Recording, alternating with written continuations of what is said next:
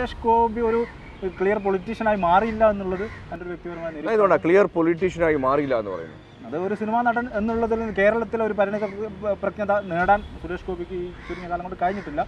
ഒരുപാട് ആളുകൾ ചെയ്യുന്നു എന്ന് പറയുന്നുണ്ട്, വലിയ രീതിയിലേക്ക് പബ്ലിസിറ്റി വരുന്നുണ്ട്. അതൊക്കെ എത്രത്തോളം ബാധിക്കും വോട്ടിനെ? ചാരിറ്റി എന്നുള്ള അഭ്യാസം മലയാളികൾക്ക് മുന്നിലാണ് പ്രയോഗിക്കുന്നത് എന്നുള്ളത് മനസ്സിലാക്കണം. ചാരിറ്റി തെറി പറയുന്ന ആളുകൾ ശരിക്കും റാഷിദിന്റെ പ്രൊഫൈൽ ശരിക്കും കൊടുക്കുന്നുണ്ട്, നേരിട്ട് പോയി തെറി പറയാം, അതുകൂടെ പറയാം. പക്ഷേ ക്രിസ്ത്യൻ വോട്ടിന്റെ കാര്യം വെച്ചാൽ ക്രിസ്ത്യൻ വോട്ട് പൊതുവിൽ രാജ്യത്തുള്ള അവസ്ഥ വെച്ചിട്ട് BJP വിചാരിക്കുന്ന തരത്തിൽ ക്രിസ്ത്യൻ വോട്ടിനെ അതിലേക്ക് സമീകരിക്കാൻ കഴിയുമോ എന്നുള്ളത് പ്രശ്നം തന്നെയാണ്.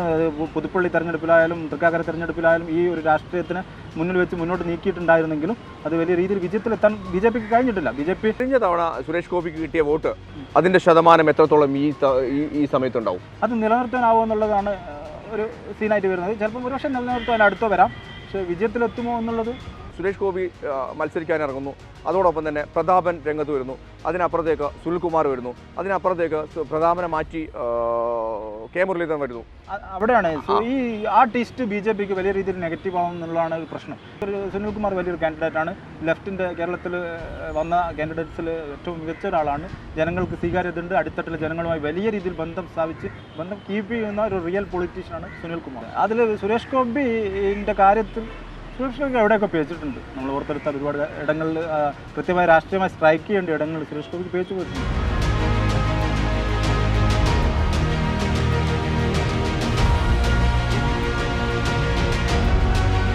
നമസ്കാരം. 2 മണ്ഡലങ്ങളാണ് ശരിക്കും കേരളത്തിൽ ചർച്ച ചെയ്യപ്പെടുന്നത്, നല്ല പോലെ ചർച്ച ചെയ്യപ്പെടുന്നത്. ഒന്ന് വടകര മണ്ഡലവും ഒന്ന് തൃശ്ശൂർ മണ്ഡലവും. തൃശ്ശൂർ മണ്ഡലം ശരിക്കും ആര് പിടിക്കും എന്നുള്ള രീതിയിലേക്കുള്ള ഒരു ചർച്ചയാണ് നമ്മൾ നടത്താൻ വേണ്ടി പോകുന്നത്. കാര്യം റാഷിദാണ് നമ്മുടെ കൂടെയുള്ളത്. റാഷിദ് പല പ്രവചനങ്ങളും നടത്തിയതാണ്, വലിയ രീതിയിലേക്ക് ശതമാനം വരെ കണക്ക് കൂട്ടിയത്. മണിക്കൂറുകൾ മാത്രമാണ് ശരിക്കും ഇനി ഇലക്ഷന് മാറി നിൽക്കുന്നത്. റാഷിദ് നമസ്കാരം.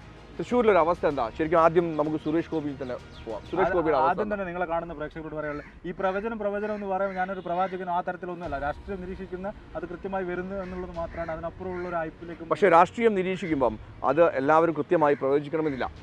ആര് ജയിക്കുമെന്നുള്ള ഒരു രാഷ്ട്രീയ അടിമത്തം, അതായത് നമ്മളിപ്പോൾ പലപ്പോഴും പല കാര്യങ്ങൾ പറയുമ്പോൾ രാഷ്ട്രീയ അടിമകളാണെന്ന് പറയുന്നതിൻ്റെ അപ്പുറത്തേക്ക് രാഷ്ട്രീയ നിരീക്ഷകരാണ് എല്ലാം ഉൾക്കൊള്ളാൻ കഴിയും. അതായത് മതം സംസാരിക്കുമ്പോൾ മതപരമായിട്ട് ശരിക്കും അനലൈസ് ചെയ്യുന്ന എല്ലാ മതങ്ങളും അറിയുന്ന ഒരാളോട് സംസാരിക്കണം. ഒരു മതം അല്ലെങ്കിൽ മതത്തിന് അടിമയോട് സംസാരിച്ചിട്ട് കാര്യമില്ല. രാഷ്ട്രീയം തന്നെ എല്ലാ രാഷ്ട്രീയത്തിനും അനലൈസ് ചെയ്യുന്ന ആളോട് സംസാരിക്കണം, ഒരു രാഷ്ട്രീയ പ്രവർത്തനോട് സംസാരിച്ചിട്ട് കാര്യമില്ല.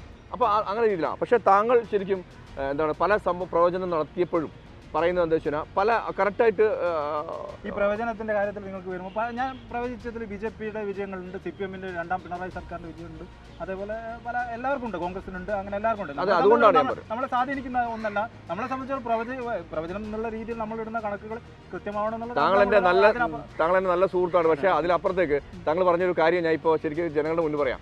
അതായത് കാര്യങ്ങൾ പറഞ്ഞാൽ തെറി കേൾക്കുന്ന ഒരു കാലം വരുന്ന ഒരു സംഭവം ഭയങ്കരമാണെന്ന് പറയാം. നിങ്ങൾക്ക് ഒരുപാട് തെറി കേട്ടിട്ടുണ്ട് ശരിക്കും. അപ്പോൾ തെറി പറയുന്ന ആളുകൾ ശരിക്കും റാഷിദിന്റെ പ്രൊഫൈൽ ശരിക്കും കൊടുക്കുന്നുണ്ട്, നേരിട്ട് പോയി തെറി പറയാം, അതുകൂടെ പറയാം. തൃശ്ശൂരിലെ സുരേഷ് ഗോപിയുടെ അവസ്ഥ എന്താ? തൃശ്ശൂരിൽ സുരേഷ് ഗോപി വലിയ രീതിയിൽ തുടങ്ങിയിരുന്നത്. സുരേഷ് ഗോപി ഒരു 2-3 വർഷമായിട്ട് അവിടെ കേന്ദ്രീകരിച്ച് പ്രവർത്തിക്കുന്നുണ്ട്. സുരേഷ് ഗോപിക്ക് ആ തരത്തിൽ ഒരു തുടക്കത്തിലൊരു ഹൈപ്പ് ഉണ്ടായിരുന്നു. അന്ന് ലെഫ്റ്റിൻ്റെയും UDFൻ്റെയും സ്ഥാനാർത്ഥികളൊന്നും വന്നിട്ടുണ്ടായിരുന്നില്ല. സോഷ്യൽ മീഡിയ വലിയ രീതിയിൽ സുരേഷ് ഗോപിയും ഉപയോഗിച്ചിട്ടുണ്ടായിരുന്നു. പിന്നീട് വന്ന പല വിവാദങ്ങളും സുരേഷ് ഗോപിയുടെ സാധ്യത വളരെ പിന്നോട്ടടിപ്പിക്കുന്നു. എന്തൊക്കെ വിവാദം താങ്കൾ ഒരു ചെറിയ പലതരത്തിലുള്ള ചർച്ചുമായി ബന്ധപ്പെട്ടുണ്ടായ വിഷയങ്ങൾ. പിന്നെ സുരേഷ് ഗോപി ഒരു ക്ലിയർ പൊളിറ്റീഷ്യനായി മാറിയില്ല എന്നുള്ളത് എൻ്റെ ഒരു വ്യക്തിപരമായ ക്ലിയർ പൊളിറ്റീഷ്യനായി മാറിയില്ല എന്ന് പറയുന്നത്. അത് ഒരു സിനിമാ നടൻ എന്നുള്ളതിൽ കേരളത്തിലെ ഒരു പരിണിത പ്രജ്ഞത നേടാൻ സുരേഷ് ഗോപിക്ക് ഈ ചുരുങ്ങിയ കാലം കൊണ്ട് കഴിഞ്ഞിട്ടില്ല. എന്തുകൊണ്ട് അങ്ങനെ ക്ലിയർ ആയിട്ട് പറയുന്നത്? രാഷ്ട്രീയ നേതാവാകുക എന്നുള്ളത് എല്ലാവർക്കും കഴിയണമെന്നില്ലല്ലോ. രാഷ്ട്രീയം പറയാൻ അതിനൊരു മേൽവഴക്കം വേണം. അതിലേക്ക് സുരേഷ് ഗോപിക്ക് എത്താൻ കഴിഞ്ഞില്ല. ചാരിറ്റി ഒരുപാട് ആളുകൾ ചെയ്യുന്നു എന്ന് പറയുന്നുണ്ട്, വലിയ രീതിയിലേക്ക് പബ്ലിസിറ്റി വരുന്നുണ്ട്. അതൊക്കെ എത്രത്തോളം ബാധിക്കും വോട്ടിനെ? ചാരിറ്റി എന്നുള്ള അഭ്യാസം മലയാളികൾക്ക് മുന്നിലാണ് പ്രയോഗിക്കുന്നത് എന്നുള്ളത് മനസ്സിലാക്കണം. ചാരിറ്റി നടത്തുന്ന പല ആളുകളുമുണ്ട്. ചാരിറ്റിയിൽ നടത്തിയ ആളുകളിൽ ഒരു 80% പിന്നീട് വിവാദങ്ങളിൽപ്പെട്ട് ആടിയൊലയുന്നത് നമ്മൾ കണ്ടിട്ട് ആ തരത്തിൽ സുരേഷ് ഗോപി ഉണ്ട് എന്നുള്ളത്. സുരേഷ് ഗോപി ജനങ്ങളിലേക്ക് സ്വന്തമായിട്ടും മറ്റും ചെയ്തിട്ടുണ്ട് കാര്യങ്ങൾ. പക്ഷെ അതൊക്കെ വോട്ടാക്കി മാറ്റുക, ചാരിറ്റി നടത്തി വോട്ട് തിരിച്ചു കിട്ടുക എന്നുള്ളതൊന്നും മലയാളികൾക്കിടയിൽ പ്രത്യേകിച്ച് ബന്ധിട്ടുമെന്ന് എനിക്ക് തോന്നുന്നു. ഈ പള്ളി വിവാദവും മറ്റുള്ള സംഭവങ്ങളൊക്കെ ശരിക്കും സുരേഷ് ഗോപിയെ ശരിക്കും വോട്ടിൽ നിന്ന് പിറകോട്ട് പോയോ? കാര്യം കിരീടം, അതുപോലെ തന്നെ കുറച്ച് മുമ്പ് എന്താ പറയുക, കൃഷ്ണരാജ് പറഞ്ഞ് പുത്തമ്പള്ളി നമ്മുടെ വടക്കുനാഥൻ്റെ മണ്ണാണെന്ന് പറഞ്ഞു. അതുപോലെ തന്നെ പാലയൂർ ചർച്ച് അമ്പലമായിരുന്നു എന്ന് RV ബാബു പറഞ്ഞു. ഇത്തരം സംഭവങ്ങളൊക്കെ ശരിക്കും ക്രിസ്ത്യൻ വോട്ടുകൾ കുറയ്ക്കാനുള്ള സാധ്യത ഉണ്ടോ? ആ തരത്തിലുള്ള സ്റ്റേറ്റ്മെന്റുകളോടൊന്നും ഞാൻ പ്രതികരിക്കുന്നില്ല. അതൊക്കെ പക്ക രാഷ്ട്രീയമാണ്. ആ തരത്തിലുള്ള സ്റ്റേറ്റ്മെന്റുകളുടെ പുറകെ പോകാൻ ഞാൻ ആഗ്രഹിക്കുന്നില്ല. പക്ഷേ ക്രിസ്ത്യൻ വോട്ടിന്റെ കാര്യം വെച്ചാൽ ക്രിസ്ത്യൻ വോട്ട് പൊതുവിൽ രാജ്യത്തുള്ള അവസ്ഥ വെച്ചിട്ട് BJP വിചാരിക്കുന്ന തരത്തിൽ ക്രിസ്ത്യൻ വോട്ടിനെ അതിലേക്ക് സമീകരിക്കാൻ കഴിയുമോ എന്നുള്ളത് പ്രശ്നം തന്നെയാണ്.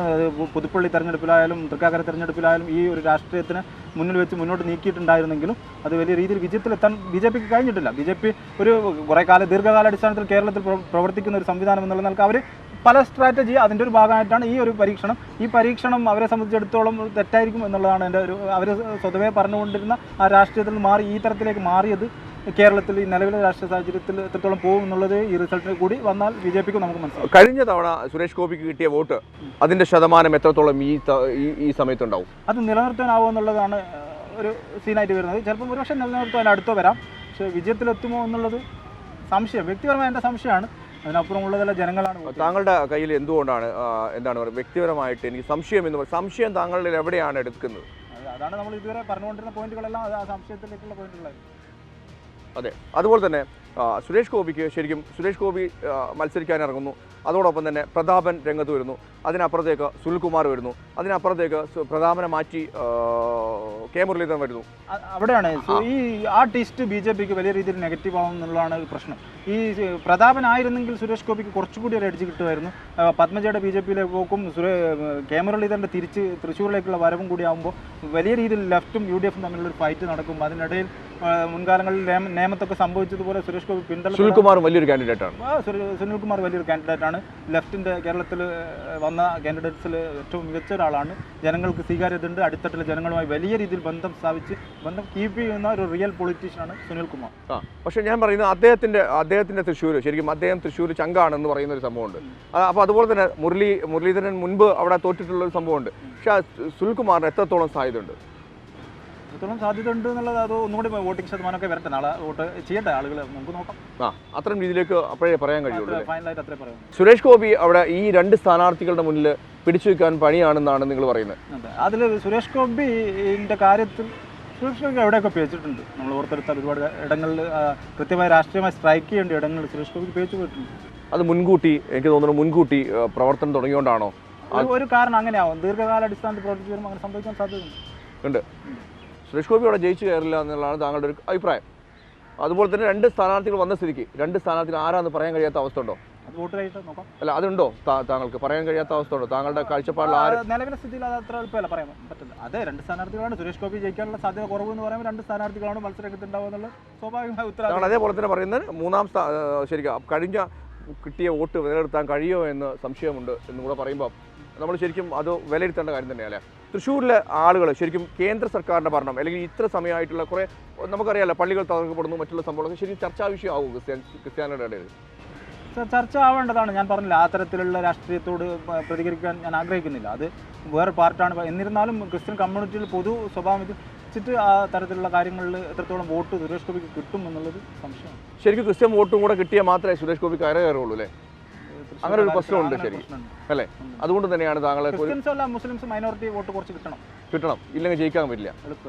തീർച്ചയായും റാഷിദ് പറയുന്നത് സുരേഷ് ഗോപി എന്നുള്ളൊരു കാൻഡിഡേറ്റ് ശരിക്കും കുറേ മുൻപ് പ്രചരണം നടത്തുന്നു. അതോടനുബന്ധിച്ച് കുറച്ച് കാലങ്ങളായിട്ട് പ്രചരണം നടത്തിക്കൊണ്ടിരിക്കുന്നു.